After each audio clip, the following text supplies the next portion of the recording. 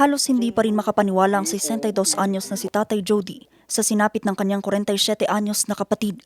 Ang sinasakyang van kasi ng kanyang kapatid nahulog sa halos 200 metrong lalim na bangin sa kahabaan ng provincial road sa sitio Sabalaw, Barangay 12 Tublay, Benguet, kaninang alas 9 ng umaga. Aniya, inaantay daw niya ang kanyang kapatid sa lamay ng kanilang tiyuhin sa Barangay Bagong sa bayan ng Sablan nang matanggap ang masamang balita.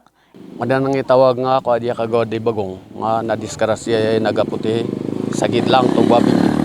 Agad namang dinala sa pagamutan ng 7 sakay ng van kasamang 37 anyos na lalaking driver. Allegedly, yung driver is napuna niya na hindi kumakagat yung preno. So yun, nagkaroon ng loose brake and sanhin ng aksidente po, ma'am. And doon sa 7 na yun, ma'am, is dalawa yung na-identify natin na minor, no?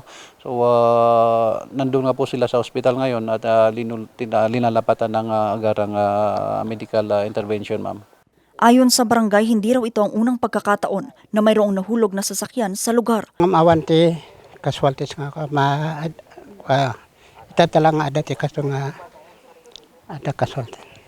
Nakanjay alat nga ka, o yan, marapay, suti kailangan ng mga katutap no ada ka man dyan, baka hangan natin sa dito.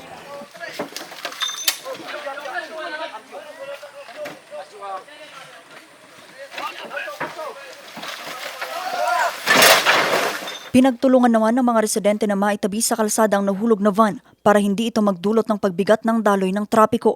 Nagpapagaling pa sa pagamutan ng 7 sakay ng van habang naiuwi na sa kanilang tahanan sa Tuba, Benguet ang labi ng nasawing biktima. Vanessa Bugtong, RNG News.